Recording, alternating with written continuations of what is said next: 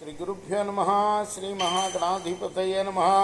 శ్రీ సరస్వత్యే నమ. భక్తులరా, వ్యాస మహర్షి రచించిన మహాభారత ఇతిహాసం యథాతథంగా చెప్పుకున్నాం. ప్రతి శ్లోకం దాని అర్థం. ఇందులో భాగంగా నిన్నటి వరకు మనం ఆది, సభ, అరణ్య, విరాట, ఉద్యోగ, భీష్మ, ద్రోణ, కర్ణ, శల్య పర్వాలనే 9 పర్వాలు పూర్తి చేసాం. 18 పర్వాల్లో 9 పర్వాలు పూర్తి చేసి 10వదైన సౌప్తిక పర్వంలో 11 అధ్యాయాలు పూర్తి చేశాం. 12వ అధ్యాయాన్ని ఈరోజు ప్రారంభం చేస్తున్నాం. ప్రారంభించే ముందు స్వామివారికి వ్యాసుల వారు ఈ గ్రంథం రాసిన వ్యాసుల వారిని ప్రార్థన చేసుకుందాం. వ్యాసాయ విష్ణు రూపాయ వ్యాస రూపాయ విష్ణవే నమో వై బ్రహ్మనిధయే వశిష్ఠాయ నమో నమః. నారాయణం నమస్కృత్య నరం చైవ నరోత్తమం దేవీం సరస్వతిం వ్యాసం తతో జయముదీరయేత్. సమర్థద్గురు సాయినాథ్ మహారాజ్ కీ జై. వైశంపాయన ఉవాచ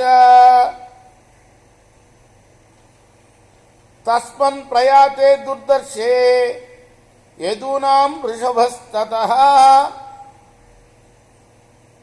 అబ్రవీత్ పుండరీకాక్ష కుంతీపుత్రం యుధిష్ఠిరం. వైశంపాయనుడు చెప్తున్నాడు, మహారాజా జనమేజయ మహారాజుకి చెప్తున్నాడు. ఆ తర్వాత భీమసేనుడు బయలుదేరగానే పుండరీకాక్షుడు ధర్మరాజుతోటి ఇలా అన్నాడు.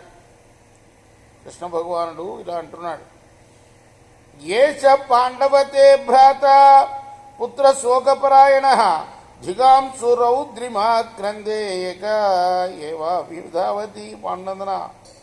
ఈ నీ సోదరుడు పుత్ర శోకపరాయణుడై యుద్ధంలో అశ్వత్థామను చంపాలని ఒంటరిగా దాడి చేయబోతున్నాడు.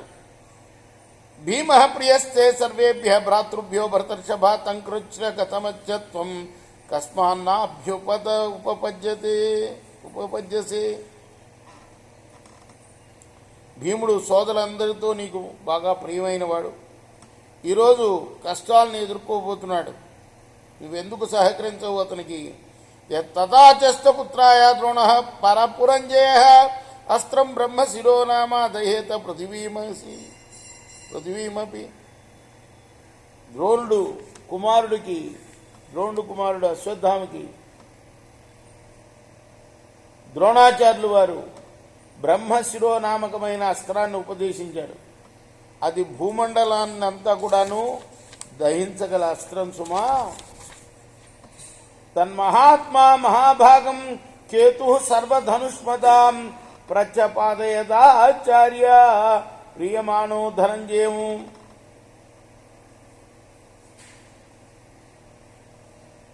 అయితే ద్రోణాచార్యులు వాడు ఆ బ్రహ్మశిరోనామక అస్త్రాన్ని అర్జునుడికి కూడా ఉపదేశించాడయ్యా.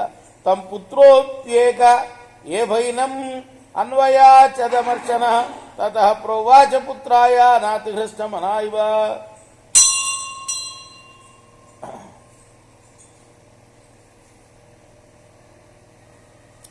మొట్టమొదట ఆయన అర్జునుడికే ఉపదేశించాడు. అయితే అశ్వత్థామ కినుక వహిస్తే అప్పుడు అశ్వత్థామ కూడా ఆ అస్త్రాన్ని ఉపదేశించాడు. విదితంచాపలం హ్యాసితాత్మజస్య దురాత్మన సర్వధర్మ విదాచార్య సోన్వసాత్ స్వసుతంతత. తన కుమారుడి యొక్క చపలత్వం ద్రోణాచార్యుడికి తెలుసు కనుక సర్వధర్మవేత్త అయిన ఆయన ఆ కుమారుణ్ణి ఇలా శాసించాడు. పరమాపద్గతేనాపి నస్మతా తత్వయారణే ఇదమస్త్రం ప్రయోక్తవ్యం మానుషేషు విశేషత. నాయన, ఎంత ఆపదలో ఉన్నా సరే యుద్ధభూమిలో ఈ అస్త్రాన్ని మనుషుల మీద ప్రయోగించవద్దు. నువ్వు ఇచ్చుక్తవాన్ గురు పుత్రం ద్రోణం పశ్చాదోక్తవాన్ నత్వం జాతు సదా మార్గే స్థాతేతి పురుషర్షభ. ద్రోణుడు అలా పలికి ఆ తర్వాత మరలా, ఇదిగో నువ్వు ఎప్పుడు సజ్జన మార్గంలో నిలవువు అని నా సందేహం. సతతాజ్ఞాయ దుష్టాత్మ పితృవచనమ ప్రియం నిరాశ సర్వ కళ్యాణై శోకాత్పర్యచరన్మహి. అప్రియమైన ఆ తండ్రి మాటను విని ఆ దురాత్ముడు సమస్త శుభాల మీద ఆశను వీడి శోకంతో లోక సంచారం చేయసాగాడు. తదస్తదా కురుశ్రేష్ఠ వనస్తే త్వయి భారత అవసద్వారకామేచ్చే వృష్ణిభి పరమాచ్యుత. ఆ తర్వాత నువ్వు అరణ్యంలో ఉన్నప్పుడు ద్వారకు పోయి వృష్ణివంశీయులచే గొప్పగా పూజలు అందుకొని కృష్ణుడికి చెప్తున్నాడు. ఇదంతా కూడా కృష్ణుడు చెప్తున్నాడు ధర్మరాజుకి. అడవుల్లో అరణ్యవాసం చేసేటప్పుడు ద్వారకు పోయి అశ్వత్థామ వృష్ణివంశీయుల చేత గొప్పగా పూజలు అందుకుని నివసించాడు అక్కడ. రేపు మనం మిగతా భాగాన్ని పూర్తి చేద్దాం. కృష్ణార్పణమస్తు. స్వస్తి ప్రజాభ్య పరిపాలయంతాం న్యాయేన మార్గేణ మహిమహీష. గోబ్రాహ్మణేభ్య శుభమస్తు నిత్యం. లోకా సమస్తా సుఖినో భవంతు. కృష్ణార్పణమస్తు. సాయి కృష్ణార్పణమస్తు.